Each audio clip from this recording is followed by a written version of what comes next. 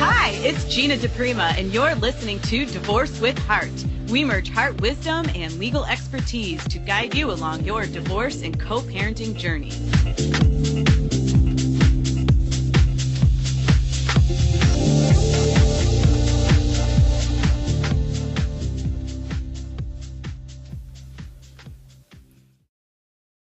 Hey, everybody. Happy Monday. Here we are. It is episode 9 today, and it is going to be a good one.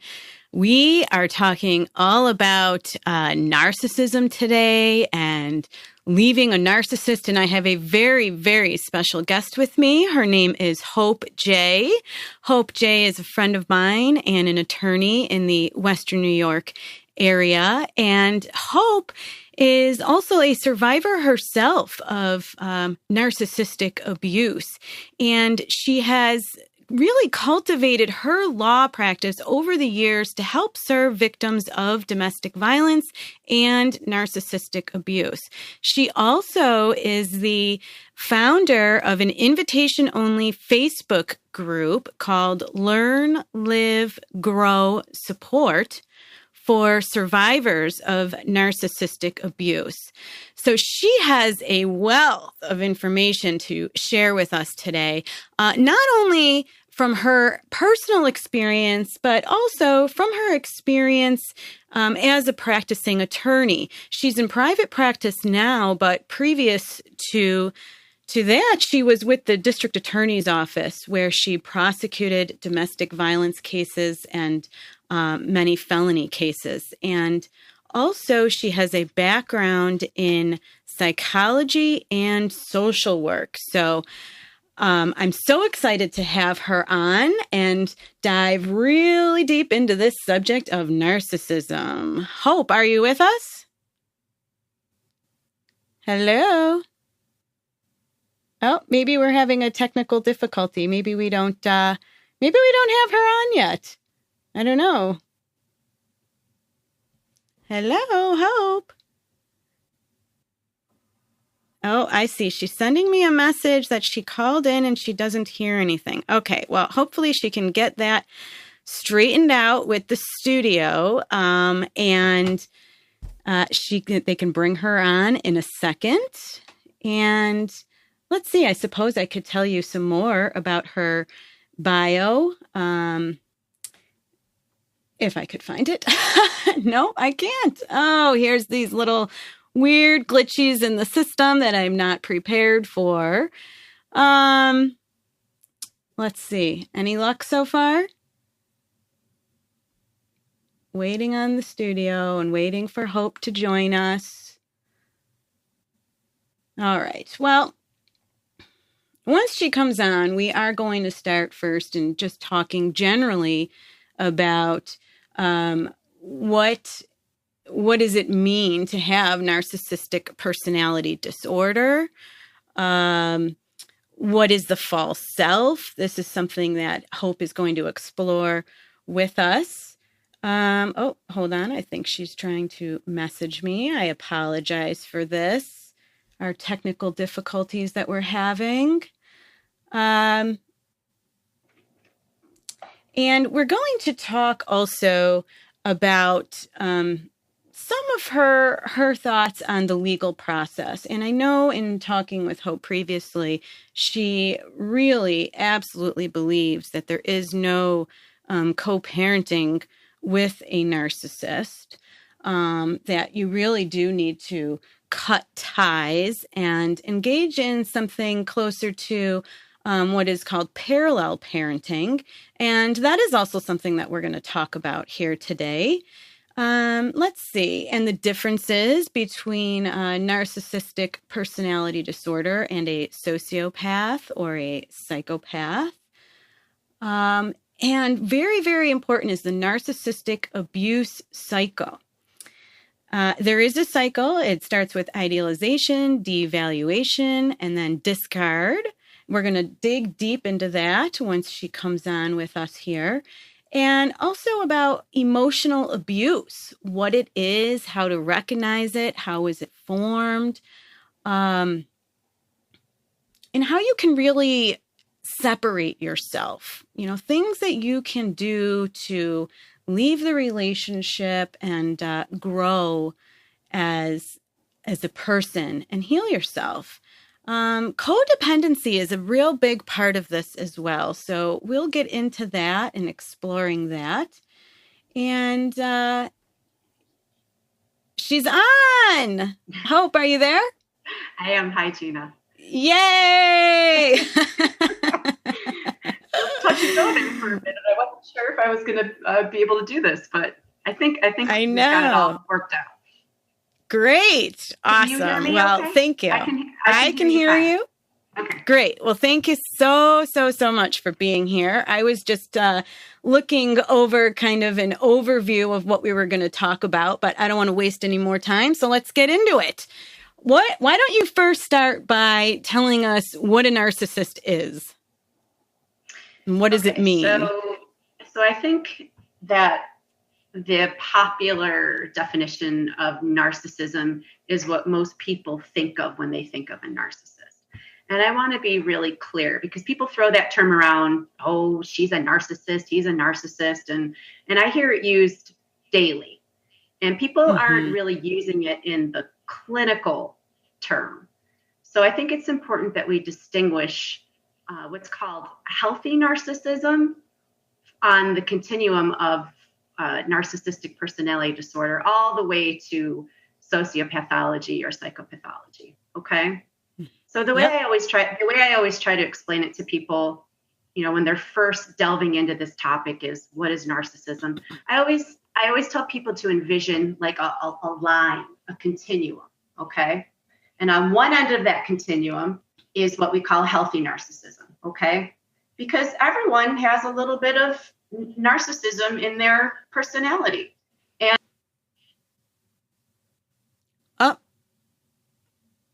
And I lost you. You lost me? Hello? I hear you again. Go ahead. Okay. I hear you again. Maybe it's just on my end. Yep. Okay. Go ahead. All right. Yep. So confidence and a healthy ego and those sorts of things, those are actually, I don't want people to think of that as pathology, because some of that stuff is helpful as we navigate through life, right? A healthy sense of who you are and having a healthy ego and being able to set boundaries. Those are all important things. But as you go along that continuum, okay, you start to get into an area where your narcissism becomes pathological, okay? And that's the area that we're going to be talking about today, that area where narcissism becomes pathological, and that's when you get the diagnosis of narcissistic personality disorder. And if you continue all the way along that continuum, okay, to the very end, to the other side, you're going to find yourself in the really scary territory of a sociopath or a psychopath, okay? And those are people who have absolutely no conscience, no empathy. They commit very serious violent crimes. We're talking about serial killers and things of that nature, okay? But it's all along the same continuum. So, yeah. But I think we're gonna talk about today narcissistic personality disorder, okay? Great. Yes. Thank you. Okay. Thank you for that. Great definition. So I think that we can start with the DSM-5, and people, I don't know how many people are familiar with the DSM-5, but that's the clinical book of psychiatric diagnosis that people in the field refer to. And personality disorders are what we call axis 2 disorders, okay? And there's a number of personality disorders. Narcissistic personality disorder is just one of many, okay? There's borderline personality disorder, there's histrionic personality disorder, dependent personality disorder. But again, today we're going to focus on narcissistic personality disorder. And the way that the DSM defines it is you have to have, the majority of these character traits in order to be diagnosed by a professional with, I'm just going to call it NPD from now on, okay? Just to save us time, okay? In order to be diagnosed with NPD. So these are the traits, just quickly. A grandiose logic of self-importance. A fixation with fantasies of infinite success, control, brilliance, beauty, or idyllic love. a credence that he or she is extraordinary and exceptional and can only be understood by or should connect with other extraordinary or important people or institutions, a desire for unwarranted admiration, a sense of entitlement, interpersonally oppressive behavior, no form of empathy whatsoever, resentment of others or a conviction that others are resentful of him or her, and a display of egotistical and conceited behaviors or attitudes. That's usually what people think of, that last one, I think, when they think of narcissism. But you actually have to have this whole cadre, of behaviors before you would be actually clinically diagnosed with NPD. Okay. Mm-hmm. So, yes. Wonderful. I can keep talking about this, or do you want to focus in on anything specific? Well, let's talk. I think that the definition that you just gave is really, really helpful and clear. And I appreciate that you address the fact that, I hear it too, that people just throw around the term really all too often, I think. And it kind of has the effect, really, of watering down what it actually is. Well, exactly. So Right. Yeah. What is the narcissistic abuse cycle? Maybe you can talk about that.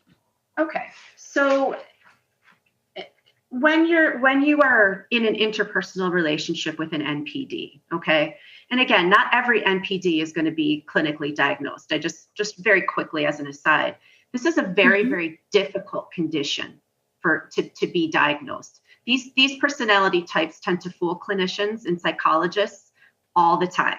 Okay, so just because your partner doesn't have the clinical diagnosis of NPD doesn't mean that you're not dealing with a full-fledged NPD. Okay. So when you're in an interpersonal relationship with one of these people, you're going to find that you cycle through a cycle of abuse. Okay. And by that, I mean that your whole relationship is sort of characterized by this abuse cycle. And typically when you're dealing with an NPD, the vast majority of NPDs are not traditionally physically abusive. That doesn't mean that they can't be, and it doesn't mean that it can't veer into the realm of physical abuse. And oftentimes it does, especially when a partner attempts to leave an NPD. But oftentimes when you're in the context of that relationship, the abuse that you're experiencing is primarily emotional, mental abuse. And I think oftentimes people don't even realize, in fact, I know oftentimes people don't even realize that they're in an abusive relationship. So the thing that I tell people when they come into my office, and it happens on a weekly basis, and they sit down in that chair across from me and they start describing this cycle of abuse. They don't know that they're doing that. But as they start talking and they start describing the idealization part of the cycle, and then they kind of begin to talk about the devaluation and then the discard, you begin to see the clear picture that they're in a relationship with a narcissist. Okay. They may not even realize that. When they walk into my office, they know that they're unhappy. They know that they feel horrible in the relationship. They know that they feel oftentimes beaten down spiritually and emotionally. I've often heard narcissists being referred to, or NPDs being referred to as soul suckers. I've also heard them referred to as emotional vampires. It's very true, though. When you're in this relationship with somebody who is literally sucking your soul, you start to feel extremely depleted. But you're not being, oftentimes people will say, but, he doesn't hit me, or, how am I in an abusive relationship? He doesn't hit me. So oftentimes I think it starts with education. And so the narcissistic abuse cycle is something that everybody who's been in a relationship with one of these, I keep wanting to say creatures, and I apologize, but that's what they are. That's what they are. I don't really view them as human beings. I mean, they walk around in human bodies, but the way that they interact with people is so manipulative and so. Can you give some examples? Can you give some examples of what you hear when people come to you? And because, as you said, they don't often even recognize it themselves, but you and hearing it and listening to the story can pick it out. So what does that sound like? Just give us some examples. Yeah. So let me just focus a little bit on the abuse cycle, because that's kind of where it starts. Okay. When you enter into a relationship with a narcissist, I mean, most of us are not, all of us, I would say, are not going to voluntarily, enter into a relationship with someone who we perceive as abusive, right? I mean, if the first thing that somebody does is demean you or criticize you or say horrible things to you, you're not going to be interested in dating that person, right? So narcissists inherently understand this, okay?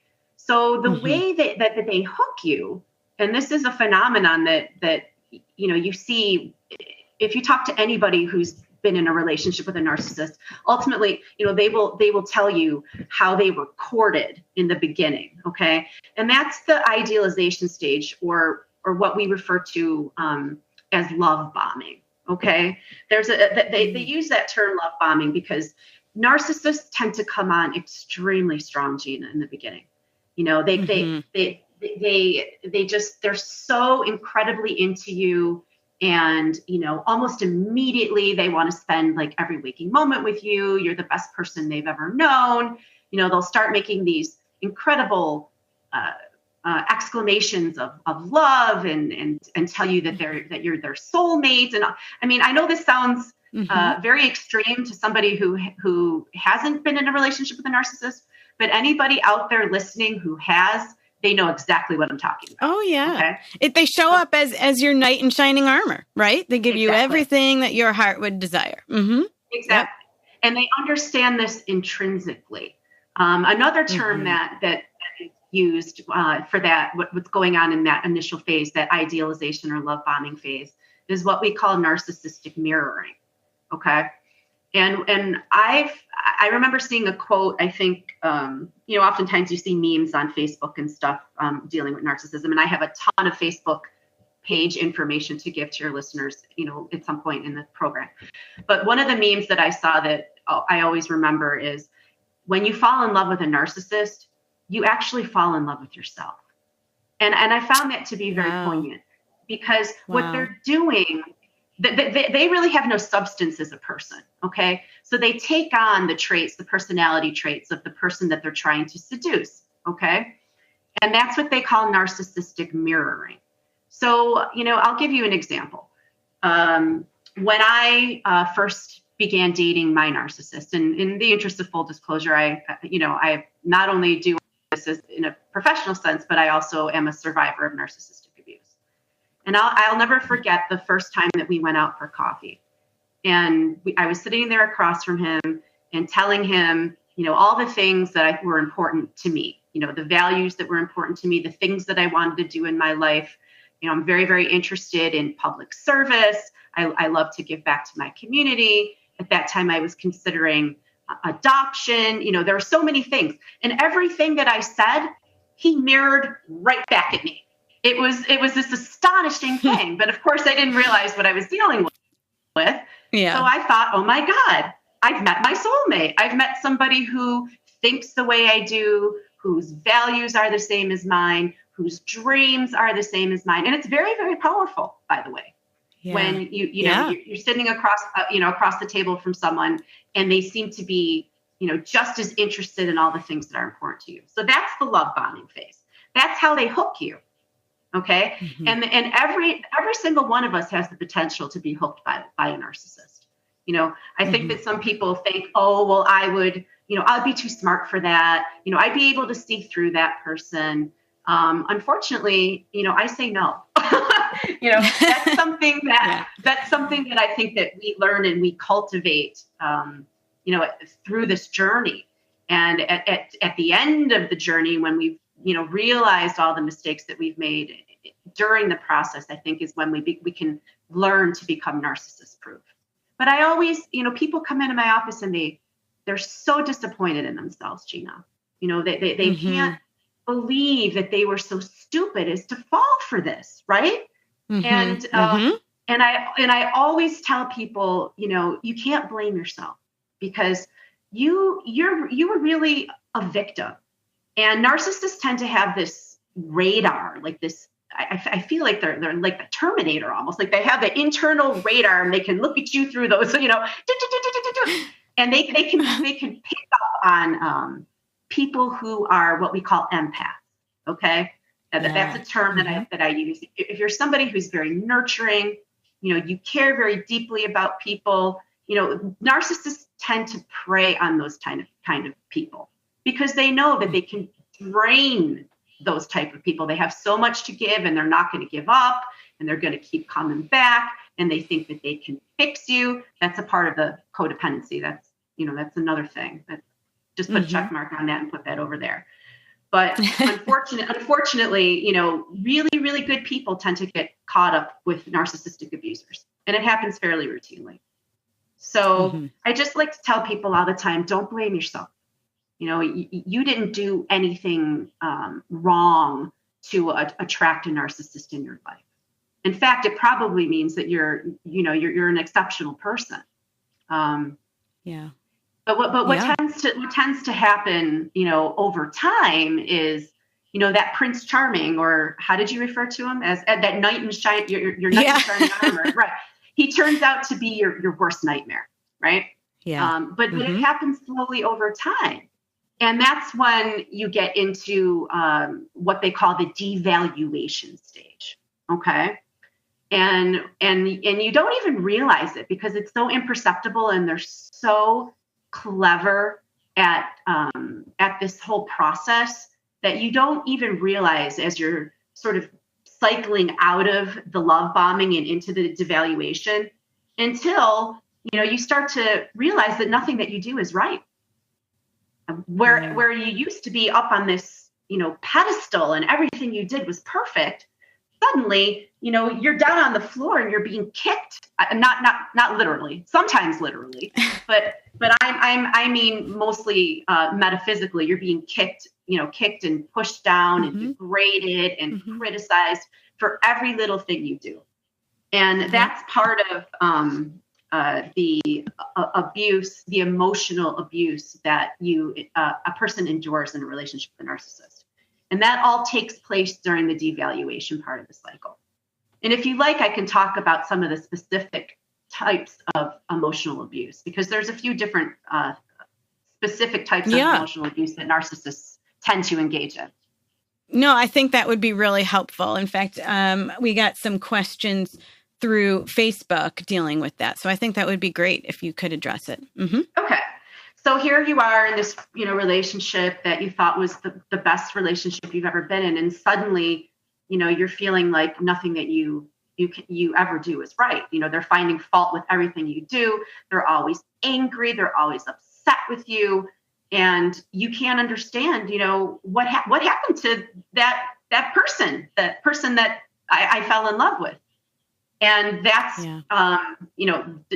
don't make the mistake for 1 minute that they don't know what they're doing. They know exactly what they're doing. I've been asked this question many times, like, do NPDs know what they're doing?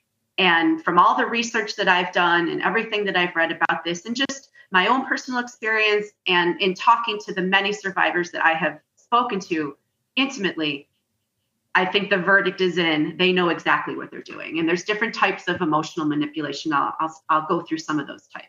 Okay. And I think, it's very calculated. I mean, they know what they're doing and they're intentionally doing it because at the end of the day, they need to be your sun, the moon, and the stars. They need to be everything because that's how they perceive themselves. Right? Well, would you agree with that? That's absolutely correct. And by the way, you just to sort of add on to that, absolutely what you're saying is correct. But even more importantly, they need you so much more than you've ever need them. But they twist it around in your mind.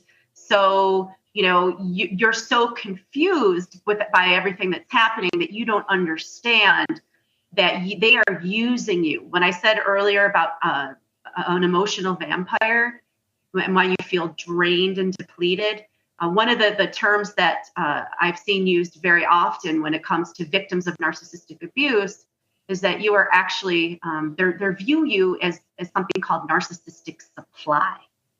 And I know that it sounds very clinical, but I want victims to really think about what that means, because narcissists don't view you, or NPDs, I'm sorry, I should say NPD. NPDs don't view you as a person. Like you are not a separate person from them. You are simply an extension of them. And that goes for anybody that's in an intimate partner relationship with one, anybody who's married to one, and even I believe you can go as far as to say their children are sources of narcissistic supply, because narcissists are not capable of having true, intimate relationships with other people. They're not able to reciprocate. They plug into you like a like a leech, right? They plug into you like a leech, and they drain you of all of your emotion, and that's how they survive. That is how they're able to go on in the world. That's why we call them predators, because they really are preying upon your emotions to sustain themselves. Okay, I'm sorry I got off topic a little bit, but let's talk about one of the most common forms of emotional abuse that narcissists use, and that's gaslighting. Okay. Mm-hmm. And, gaslighting is a term that's like in popular culture now. There was a film back in the 50s, I believe. I actually watched the film. I had the people that I ran a group for survivors of narcissistic abuse, and we all sat and watched the film. But it's the quintessential example of gaslighting. Are you familiar with the film, Gina? Yes. I haven't seen it myself, but I've heard of it, and yeah. Mm-hmm. Okay. So essentially what happens in the movie is that this poor woman gets involved with an NPD, and he simply, it's a great example. He simply, preys upon her. She has money. He wants to make the world believe that she's insane so he can put her in a mental hospital and take all her money. Okay. I mean, that's this is the 1950s or 40s even. It was a long time ago. So he executes his scheme, and he moves into her house, and she thinks he's Prince Charming and the best thing that ever happened to her. And slowly over time, this was back before electricity, and he takes the gas lanterns in the home, and he turns off the gas to the lanterns, and he's able to manipulate those lanterns to a point that this woman starts to doubt her own sanity, because every time the lights would be on, and then she'd turn around and they'd be off, and he was doing this on a regular basis. Literally, what gaslighting means, and it got the name from this. I mean, he did other things as well. He would do things like hide. She'd leave something somewhere, and he'd move it and hide it so that she began to doubt her memory. She began to doubt her perceptions of things. That's exactly what gaslighting is. And that's one of the primary tactics that narcissists use in their emotional manipulation of people. Is they literally go to lengths, and that's not even dramatic. I mean, the narcissist that I was involved with did things like that. He would move my keys. He would do things like, well, I know I left this here, and then you'd go back and look for it, and it wasn't there. And then, they're like, well, what's wrong with you? Where did you leave it? That they do things to make you think like you're crazy. And if somebody is doing that to you day after day, week after week, month after month, what do you think happens?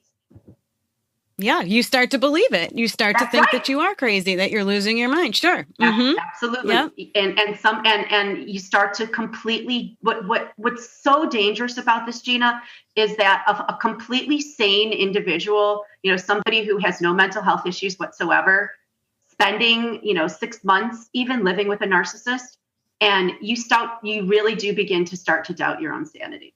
I mean, they engage in all of these behaviors to make you start to believe that you're crazy. Okay. Yeah. Gaslighting is one of the big ones. Narcissistic projection is another is another way that narcissists really go at people. They really come at your core. Okay.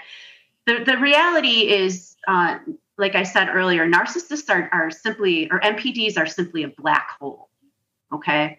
If you spend some time researching narcissistic personality disorder, you see at the core of it, they really have no identity.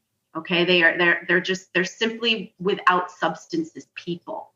And so that is why they have to go outside themselves. And that's why it's so incredibly important to them to always have narcissistic supply at their disposal. Because if they don't have it, they will, I think in their minds, they think they'll die because it's how they subsist. It's how they continue to exist in the world. Like you and I and most people, we have healthy egos.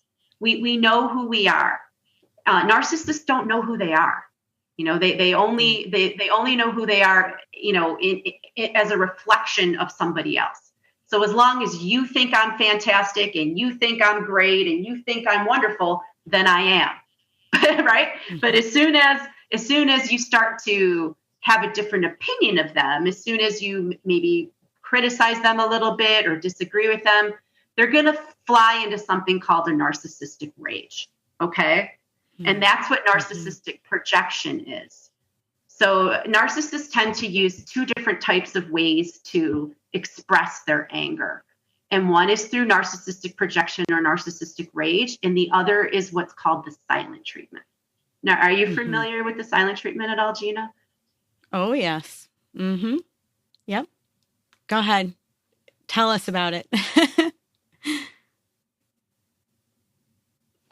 Are you there? Oh, I'm not sure what happened. I don't hear anything. Maybe we should just take a break to figure out what's going on here. Okay, thanks.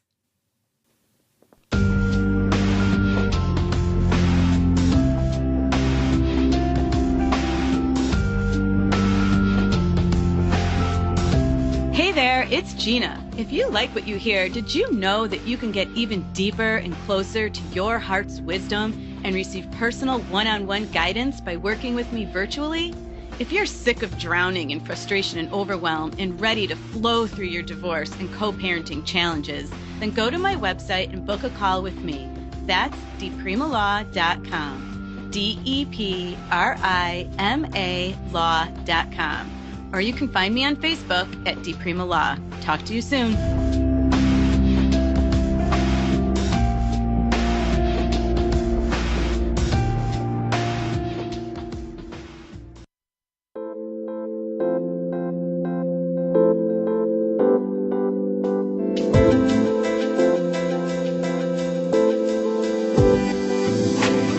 Some of you have questions about your partnership, marriage, or co-parenting situation. I'm here for you. Give me a call in today's live episode by dialing the U.S. number 1-760-456-7277. That's 1-760-456-7277. Talk to you soon.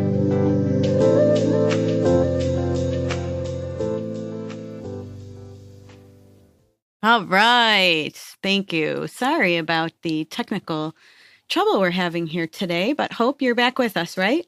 I am. I'm okay, sorry. Great. I didn't realize that I had been cut off, so I apologize. You were just about to get into the silent treatment, so go ahead. Yeah. So we were talking about the ways that narcissists express their rage, and when you're in a relationship with a narcissist, you're kind of on a seesaw. Between what's called narcissistic projection and the silent treatment. Those are really the two ways that narcissists express their rage. So when I'm talking about narcissistic projection, I have a little blurb here I wanted to read because I thought it was very informative. So narcissists project what their unhealed parts because they can't and won't take responsibility for them. They don't like the fact that they're empty that needy for approval and pathologically envious and have horrible thoughts about themselves and other people, as I was saying earlier. They detest their own feelings and vulnerability, deep shame and unworthiness. Okay. So normal people or non-personality disordered people don't have that issue because they are capable of accepting being wrong and imperfect. So if I'm criticized or you're criticized, we may not like being criticized, but we're not going to fly into a narcissistic rage. Okay. So when you're dealing with a narcissist, and like I said earlier, if you at some point, you're unhappy with something that they said or something that they did, and you try to express your unhappiness, when you're dealing with a non-personality disordered person, you'd be able to have a conversation, work through the issues, and arrive at some sort of resolution. When you're dealing with a narcissist, that's simply not possible, Gina. You're gonna get met with what's called narcissistic rage. And what happens is if you've ever been on the receiving end of it, you know exactly what I'm talking about. But it's just they yell and scream and swear and berate you, and unfortunately, and this is something to keep in mind, that during the idealization phase, when they were bonding, you thought you were bonding with the narcissist, oftentimes people divulge things about themselves during that time because you think you're building trust. You think you're building a bond with someone. But what happens is, narcissists store those things away. So if you divulge something to the narcissist during that time where you think you can trust him, and you tell them something vulnerable about yourself, I promise you that when they go into that narcissistic rage, they're going to use that against you. And they're going to come at you with the most horrible things that you can imagine to try to break you down emotionally and mentally. And it's just a devastating experience to be on the receiving end of it. And then if you manage to survive the rage, another way that narcissists tend to beat people down is through the silent treatment. And having been on the receiving end of that, and I'm not talking about, everybody, I think everyone at one time or another gets angry and decides, I don't really want to talk to that person right now. Right. I mean, sometimes even if you're angry at your children, right? You're like, well, I think I'm going to take a walk. I think I'm going to take a time out. I'm not going to, I don't want to deal with this conflict right now. I'm going to calm down. But then you or I, non-personality disordered people, we will go back to that person when we've calmed down, right? And we will sit down and we will have a conversation and we'll work toward a resolution. That's not what I'm talking about. What I'm talking about is the deliberate and manipulative withdrawal of your very essence, your very presence. That's what narcissists will do to punish you when you dare to disagree with them. And it can go on for days, right? Oh my gosh. It could go on for weeks, Gina. I lived in the same house with a person who refused to speak to me for weeks at a time. Yes. And there were 5 children in that house. I can't even begin to tell you how devastating it was to try to, go about your normal course of business when the person who you're co-parenting, and I use that, term loosely, but the person that you think you're co-parenting with won't even speak to you. Okay. And so you're kind of on your own. And I've read a lot about the silent treatment because from what I've read and my own experiences and what I've been told by other people is it's a very, very common tool in the narcissist arsenal. And generally what they're using, well, all of these tactics are controlling tactics, as we know. And domestic abusers, no matter if they're MPDs or not, it's all about abuse and control. Okay. But these particular tactics are all about control. And if they withdraw themselves from the relationship, let's say, they refuse to speak to you, they won't negotiate anything. Let's say you have something planned. This happened to me multiple times. He got into a snit, decided he was going to treat me with the silent treatment. And we had, a party plan that weekend, right? So what do you do? How do you work through that? How do you save face? Oftentimes the partner of an MPD is lying to their friends and to their family because they're embarrassed and they're ashamed and they don't know how to explain the behavior and they want to make excuses. Remember, don't forget what I told you earlier about the abuse cycle. So the silent treatment is what we call, it's like a mini discard, okay?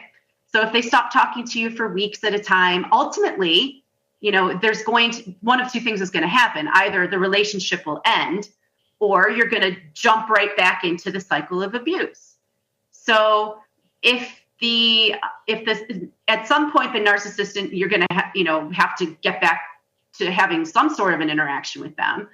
And generally, at the end of the cycle of abuse, that's when the narcissist, you'll see that glimpse of that old person or the person who you thought you were in a relationship with, because they have to woo you again. They have to, they come back with the flowers, or they come back with they may say they're sorry, though narcissists very rarely say they're sorry. If they do, it's out of manipulation. They'll do things and say things to lure you and to pull you back into the relationship. But once you've, let your guard down and you're back in or, invested emotionally, you're going to find yourself on that same wild roller coaster ride. And Gina, it doesn't end. It never ends until you decide you're going to get off that ride. And, if you like it, we can start talking about how to get off the ride. I don't know. I think absolutely. Yeah, absolutely. I think we should talk about getting off the ride, as you refer to it. And, because you can see just in the things that you've said leading up to this, why it is especially difficult, right? I mean, there's an extra layer of challenge there when you're in a relationship with somebody who does have narcissistic personality disorder, and then being able to stand and say, enough is enough, and I'm going to walk away, because they're going to flip out beyond what you would expect from a normal or non-personality disordered person, right? And they're going to try to hold on and fight, and they're going to fight and fight and fight, because at the end of the day, without you, they can't breathe, we'll say. That's correct. Right? And that's that supply. So yes, please, let's get into that. Mm-hmm. You brought up a very good point. You can hear me, right? Yes, I can hear you. Okay. I just wanted to make sure. I thought maybe I lost you.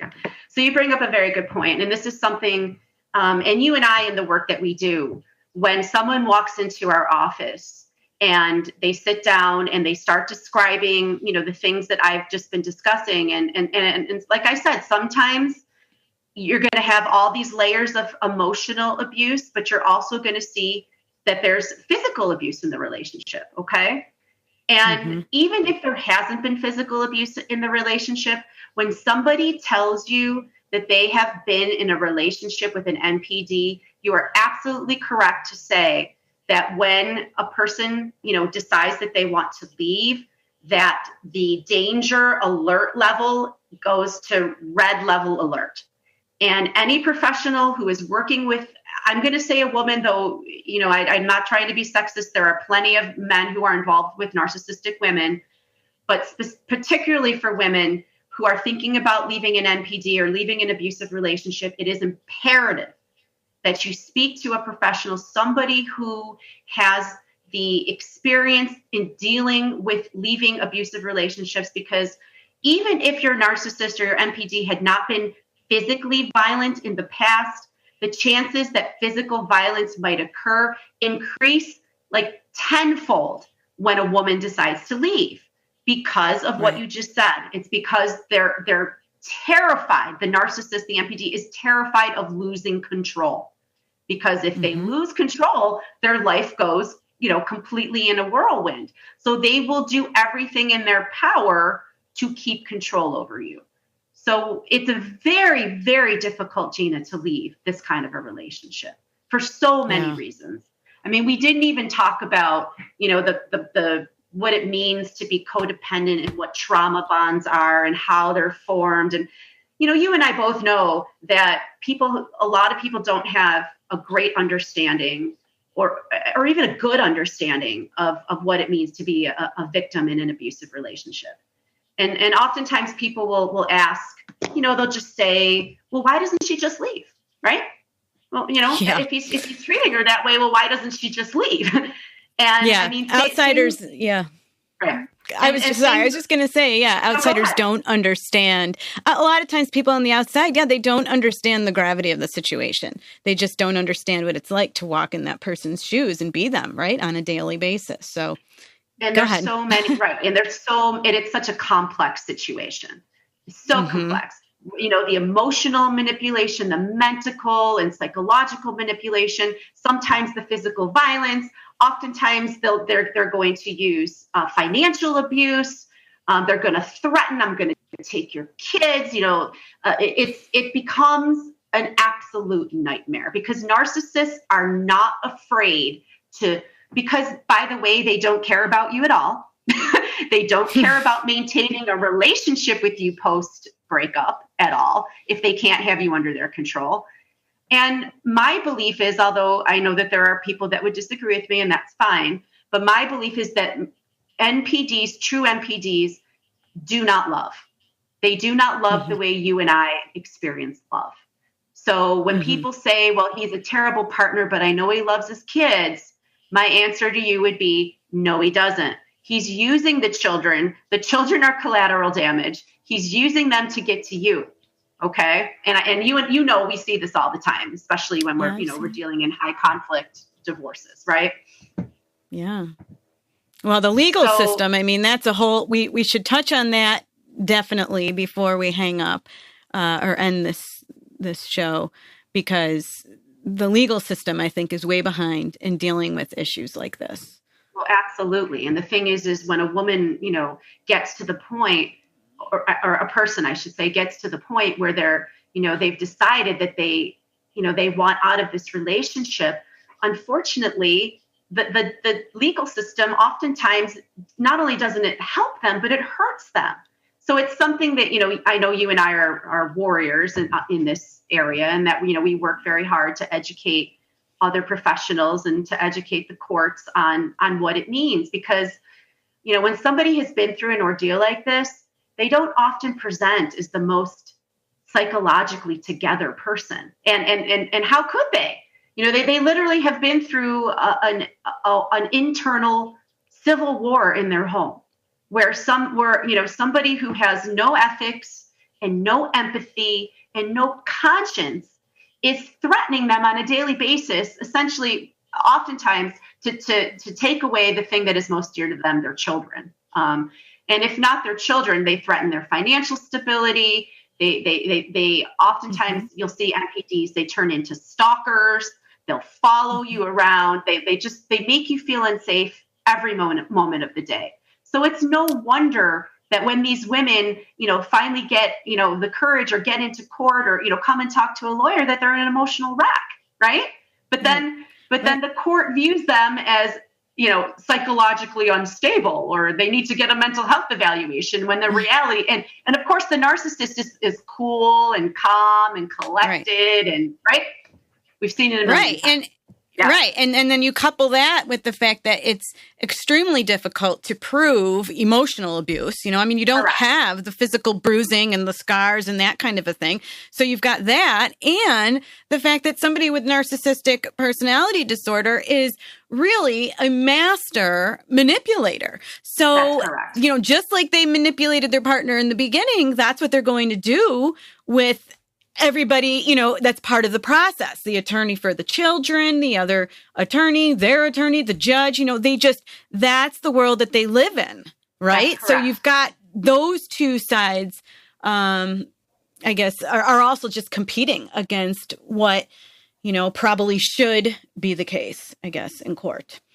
Well, you're absolutely right. And that is, to me, that is the most unfortunate thing that happens, because you have to, I look at women who have survived, or people who have survived these relationships, as warriors. Okay. And I like to use the term survivor over the term victim, because I think, you know, when you're in that relationship, you feel like a victim, you feel powerless, you feel helpless, you feel all of these things. But as you're climbing out of that darkness, you know, toward the light, you're no longer a victim, you're a survivor. I want to talk about, how to climb out. I think it's really essential because, you're walking around in the dark and you're oftentimes you're afraid to reach out. Like I said earlier, you're embarrassed, you're ashamed, you hide the abuse from your friends and family. Well, like I also said earlier, oftentimes women don't understand, or people don't understand that they're victims of an NPD because there is no physical violence. They think they're moody. They think they're, unhappy. Maybe they think they're dealing with some other mental illness like bipolar disorder. A bipolar disorder is often confused with NPD because you see a lot of the same ups and downs.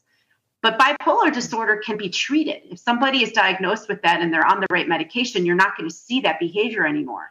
Narcissistic personality disorder, I'm sorry to say, there is no treatment. There is no treatment. So the only thing that you can do if you find that you are in a relationship with one of these creatures is you have to make the decision. And when you're ready, you will. You need to find professionals that understand personality disorders, cluster B personality disorders. There are people out there with that experience and that knowledge. And it's very important that you find those people.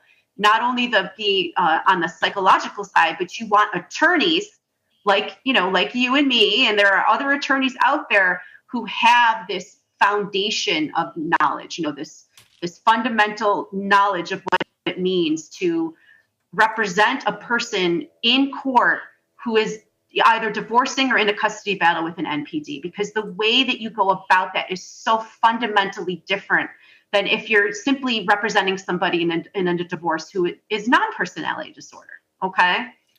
Right. The first thing that I always tell people when when it's time to, you're deciding to leave this person is number one, you have to have a safety plan. Okay. I won't even start a divorce against somebody like this unless usually it's a woman, but sometimes it's a man, unless there is a safety plan in place. And because it's not going to happen on my watch. Okay. So Hope, we only have a couple minutes, so I'm sorry to cut you off, but I just wanted to ask you one thing quickly. Any advice you can give for somebody who has to parent with a narcissistic personality disordered person, after the divorce, and now they're quote unquote co-parenting? Any advice that you can give there? Because we've only got a few minutes left. Yes. So, and I wish we had so much more time because there's so much more I'd like to be able to get into here, but you can come back again. So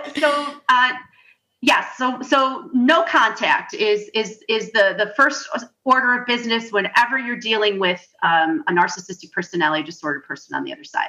If you don't have children with that person, you have to go complete and total no contact. And I could spend an hour just talking about how to do that. If you're parenting with an NPD, then there's something that we call modified no contact. Okay. And that means that, there is no co-parenting with an NPD. It's what we call parallel parenting. And parallel parenting simply means that what happens in your home happens in your home, and what happens in their home happens in their home. And there's not going to be any meeting of the minds. There's not going to be any deciding on things together because that person is an abuser. They're not interested in a meeting of the minds. All they're interested in is controlling you. So you have to pull back as much as you humanly can from that person in order to, set up very, very healthy boundaries in the context of parenting your children. Now, obviously, there has to be some communication with that person. But my advice is always that it needs to be in writing, 100% in writing. Never make yourself vulnerable to, telephone calls or face-to-face meetings, because then they can use things that make things up that you never said or you never did and use those things against you. So you want to be very, very careful that it's all in writing. And additionally, you have to keep it without any emotion. And I know, again, I could go into this for an hour, but no emotion, very fact-based, and only ever about the children. You have to keep and I just want to mention, also, before you go, we're almost done here. I did post, you were so kind to put together a list of resources. And I did post that in the Facebook group, the Divorce with Heart Facebook group. So please, if you're listening, check that out. And Hope, if you want to mention your group again, if people want to reach out to you. I don't know how much time I have, but I have a ton of resources here. So there's a number of Facebook. Thank you so much for joining me today. Come back next week and be sure to visit my website at dpremalaw.com to book a call, or let's connect on Facebook at dpremalaw, where you can join my group for more support. Please remember that the information shared is for general and entertainment purposes only, and that by calling in or messaging me, we are not creating an attorney-client relationship, and my advice is not intended to be legal advice. For specific legal advice, please contact a lawyer in your jurisdiction. This show is brought to you by InflowRadio.com, the best curated talk radio network for personal development, wellness, spirituality, and conscious business.